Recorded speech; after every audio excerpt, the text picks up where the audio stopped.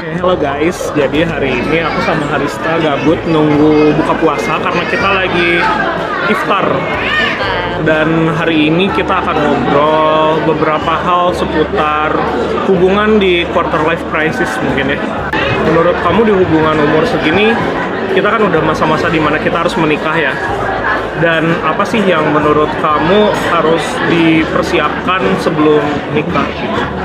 Banyak ya, banyak banget sampai bingung mau mulai dari mana. Oke. Menurut kamu yang pertama apa? Yang pertama pasti soal kesiapan mental sih, karena sebenarnya kalau menikah itu hubungannya adalah soal kamu bisa nggak untuk hidup bersama selama puluhan tahun bersama pasangan kamu. Itu yang terpenting, dan untuk bisa hidup bersama itu kamu perlu untuk banyak menerima flaws atau kekurangan dari dia, nggak cuma soal kelebihan. Apakah dari kamu? Aku setuju sih sama tadi terkait dengan mental ya. Tapi menurut aku sebenarnya hubungannya bukan cuma antara kita berdua aja ya, karena nanti akan jauh lebih itu. Karena tantangannya itu seperti ngegabungin dua keluarga, terus juga nanti gimana ketika kita memutuskan untuk punya keluarga kecil, punya anak gitu, nanti kesiapan mental gitu, gimana caranya kita bisa nge-handle apapun tantangan yang terjadi di depan. Itu harus di-prepare baik-baik sih dari sekarang, kayak jangan sampai nanti kalau ada hal yang terjadi kita belum siap. Menurut aku itu. Oke. Terus hal keduanya apa? Finansial. Kenapa finansial? Ya karena aku mau prepare the best for my kid nanti, jadi aku nggak mau sampai at least walaupun rezeki pasti akan datang, tapi at least kita juga ikhtiar untuk mempersiapkan rumah yang aman, nyaman untuk tumbuh kembang anak nanti atau gimana. Menurut aku itu sih. Terus sekarang kan kamu berarti mental dan finansial ya. Nah, kan kita lagi berhubungan nih. Apa yang bikin kamu ngerasa yakin untuk bisa meminang aku gitu?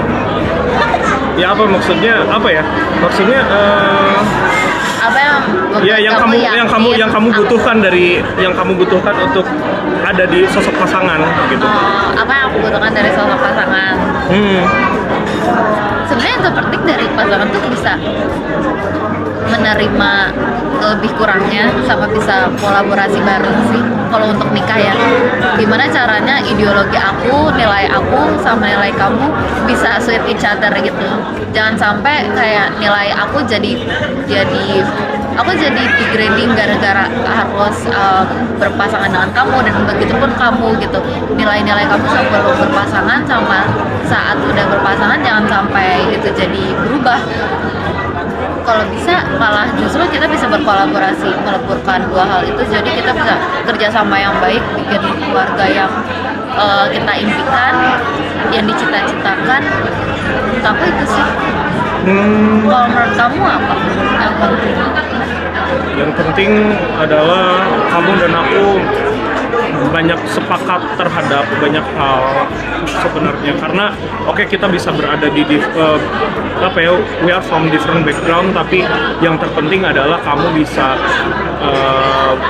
mau untuk bersepakat sama aku dalam banyak hal gitu. Jadi pemikirannya bertemu terus, karena kalau misalkan kita punya pemikiran yang bertemu terus, otomatis kan kita menghindari banyak isu atau clash di hubungan, dan itu yang bikin kita jalan. Jadi once kita nggak bersepakat untuk suatu hal, yang terpenting adalah kita mau untuk discuss gitu, untuk menyamakan persepsi, karena pasti hubungan aku dan kamu itu pasti banyak nggak sepakatnya, pasti banyak hal yang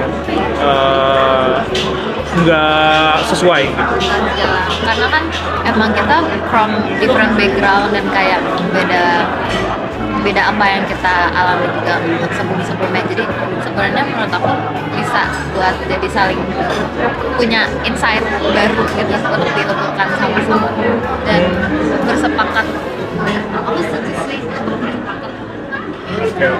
Nah, terus pandangan kamu nih ketika nanti udah nikah, kita kan mungkin dari segi kesiapan mental udah bisa, tapi kesiapan finansial belum bisa nih. Iya. Dan apa yang menurut kamu harus dipertimbangkan ketika kita mungkin pertanyaannya lebih ke kamu kalau nanti dapet suami itu pengennya yang ngebolehin kamu kerja atau enggak sih?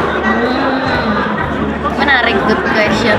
Sebenarnya kalau dari aku sendiri ya, karena aku sebelum aku menikah juga aku bekerja gitu, dan aku berharap ketika aku menikah juga aku masih memiliki, aku bisa terus berkembang, terus ngegapai apa ya, impian-impian aku gitu. Dan aku berharap bisa dapat kesempatan yang setara gitu loh, walaupun memang perempuan dinilai untuk harus lebih menjaga anak-anaknya gitu. Kalau dari persepsi masyarakat ya, dan aku pun juga setuju kalau misalnya aku juga harus turut hadir di keluarga aku untuk ngawasin dan menjaga tumbuh kembang anak-anak aku nanti gitu. Tapi di lain sisi juga aku perlu untuk tetap mengaktualisasikan diri aku dengan entah caranya bagaimana, pembagiannya seperti apa, sebenarnya belum kebayang sampai sana, tapi tujuannya pengen seperti itu sih. Oke. Gimana untuk balancingnya, kita masih mencari cara yang terbaiknya. Jadi balancing, tapi intinya kamu ingin banyak berkembang ya. Dan apa pandangan kamu terhadap batasan-batasan dalam rumah tangga gitu nanti suatu saat ya kalau kita menikah, apa yang kamu ingin dibatasi dan apa yang menurut kamu nggak boleh dibatasi?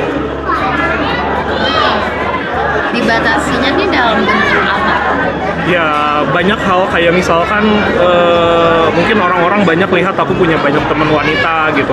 Oh, Dan apa yang menurut kamu itu bermasalah atau enggak gitu, dan apa yang menurut kamu harus dibatasi dan nggak boleh dibatasi gitu. Kayak misalkan aku main sama teman, at some point beberapa orang mungkin nggak masalah, tapi beberapa orang lagi mempermasalahkan kayak lo, cewek lo emang nggak apa-apa gitu, dan apakah cewek lo memperbolehkan untuk lo seperti ini gitu. Dan menurut kamu itu gimana gitu, batasan-batasan itu ketika nanti kamu udah berumah tangga? oh, poinnya adalah ketika sudah berumah tangga ya. Iya. Sebenarnya kalau untuk berumah tangga, apa ya, lebih ke bagaimana si tindakan-tindakan itu, pastinya kan ada batasan yang kita sendiri pasti tahu lah gitu, batasannya seperti apa ketika kamu ingin dihargai sama orang, dan begitu pula apa yang kamu lakukan ke orang tersebut. Jadi apa yang kamu cerminkan, yang kamu lakukan, itu yang menurut aku jadi batasannya. Jadi bisa dikala aku tiba-tiba kayak bingung. Oke, Gak apa-apa. Oke, kalau batasan ketika menikah, tentunya sebenarnya kalau untuk menjaga hubungan baik sama lawan jenis ketika sudah menikah itu nggak masalah ya, karena sebenarnya manusia pada dasarnya kan butuh bersosialisasi, dan kita juga butuh teman, dan maksudnya pasangan nggak melulu untuk mendapatkan semua peran tanggung jawab di hidup kamu tuh harus sama pasangan itu juga gitu. Tapi kamu juga ketika kamu berteman, kamu bisa dapat banyak networking juga, bersosialisasi, terus jadi dapat banyak pandangan dari, kamu bisa melihat dunia lebih luas gitu kan dengan berhubungan dengan pertemanan ini, dan khususnya juga sama lawan jenis. Tapi menurut aku lebih ke gimana kamu bisa menghargai pasangan aja sih. Apa bentuk menghargainya? Itu kembali ke boundaries masing-masing. Jangan sampai kayak kamu memberikan perhatian khusus terhadap perempuan yang sehingga membuat itu salah paham gitu. Ya lebih ke, sebenarnya itu menurut kamu gimana? Ya sama sih sebenarnya, karena mungkin yang jadi concern itu adalah kalau hubungan antara wanita dan laki-laki itu soal feeling. Jadi harusnya jangan sampai someday boleh kamu untuk ngobrol gitu sama orang lain, nggak masalah, tapi yang terpenting hatinya ada di mana gitu. Jangan sampai kayak kamu gampang baper gitu. Kalau main nggak masalah, karena aku juga nggak punya hak untuk membatasi kamu main dengan siapapun, pulang dengan siapapun. Misalkan someday kamu pulang kantor, aku ya nggak masalah kalau kamu nebeng temen kalau udah malam. Kalau kamu ada part di mana kamu harus berdua sama laki-laki lain kemana, itu sebenarnya nggak masalah buatku. Tapi yang nggak boleh sih sebenarnya lebih ke kamu put a feeling to other person gitu. Itu yang sebenarnya harus dibatasi gitu. Dan itu kembali lagi ke kepercayaan kamu. Once kamu memang sudah berkomitmen, ya itu ada di kamu tanggung jawabnya. Kalau aku nggak bisa ngapa-ngapain karena aku nggak punya hak untuk melarang apapun kegiatan kamu, tapi aku cuma bisa percaya. Itu sih, modal percaya itu yang bikin aku bisa membebaskan kamu gitu. Tapi ketika once kamu cheating, ya udah, berarti memang ya kamu nggak ditakdirkan untuk aku aja. Asik. Kayak gitu sih. Ini kembali ke ini ya, istilahnya kayak masalah apapun di hubungan, asalkan bukan selingkuh gak masalah ya kita. Iya, karena kalau selingkuh kamu jatuhnya disrespect orang. Ya, disrespected banget. Dan ya apalagi sih yang mau dicari gitu, maksudnya ya nyari yang sempurna mah nggak akan nemu. Yang paling penting adalah gimana kamu bisa menerima kekurangan dan kamu berkompromi dengan kekurangan pasangan kamu. Lebih ke sana. Sama, tapi jangan sampai kayak karena berkompromi itu kamu jadi nge-regretting diri kamu untuk jadi, jangan sampai gitu kalau misalnya kayak membatasi diri sendiri sih gitu. Jadi kalau misalnya ada nilai yang nggak sejalan, sebenarnya kalau emang nggak bisa dikomunikasikan lagi, jadi kayak ya udah, jangan memaksakan hal itu untuk jadi kamu mengubah nilai yang kamu punya untuk pasangan, nggak juga sih menurut aku. Iya, jangan sampai kamu mengubah diri kamu demi orang, dan jangan sampai kamu memaksa orang lain untuk melakukan apa yang kamu mau, karena begging sih. Karena memaksa orang lain untuk punya perasaan tertentu menurutku ini near empathy sih, dan itu nggak baik. Jadi once kamu udah nggak bersepakat dengan pasangan kamu, jangan berlama-lama, ya langsung cut off dan cari yang lain gitu. Tapi daripada penting ya. Yuk lanjut. Iya, kayak gitu. Maksud aku penting juga ya ketika kita tuh jangan 100% menggantungkan kebahagiaan kita di orang atau khususnya ke pasangan ya. Itu yang tadi aku maksudnya kayak kalau kita terlalu aku pengennya pasangan aku ABCD ke aku gitu, jadinya kita tuh terlalu memberikan aku kalau misalnya pasangan aku nggak kayak gini aku bete banget, aku sedih dan aku cemburu kalau misalnya dia nggak membatasi dan sebagainya. Nah menurut aku yang terpenting adalah kayak kita tuh jangan depend ke pasangan boleh, tapi sewajarnya secukupnya aja, karena mereka juga pada dasarnya mereka punya hak atas diri dia sendiri kan, dan kita juga punya hak atas diri sendiri. Jadi menurut aku yang penting ketika kita bisa found our happiness sendiri dan gak depend ke orang, kita akan jauh lebih tenang.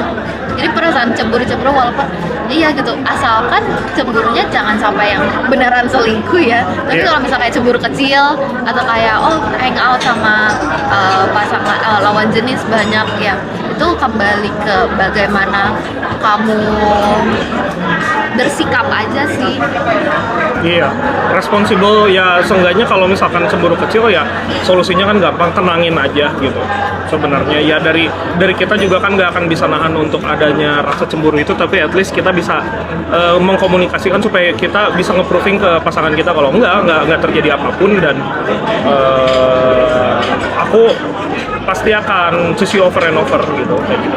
Karena bete pasti ada ya kalau kayak gitu, maksudnya kayak kalau ngebahas cemburu pasti ada betenya, apalagi nanti kalau misalnya udah menikah aku merasa punya aku punya hak lebih karena aku istri kamu gitu ya. Iya. Tapi itu kembali ke bagaimana kamu menyikapi. Jadi jangan sampai terlalu, coba lihat situasinya gimana, apa yang terjadi, lihat latar belakangnya kenapa bisa kayak gitu, dan gimana sih pasangan kamu selama ini nganggap memandang si orang tersebut, dan bagaimana dia memandang kita tuh seperti apa gitu.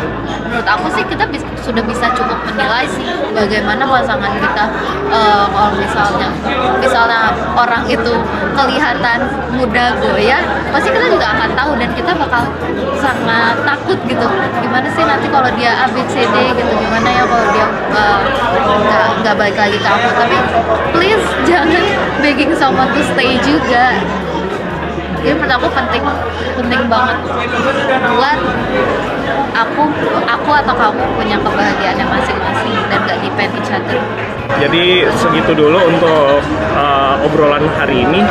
Semoga ada yang bisa diambil dari apa yang kita bicarakan. Oke, terima kasih. Kalau gitu,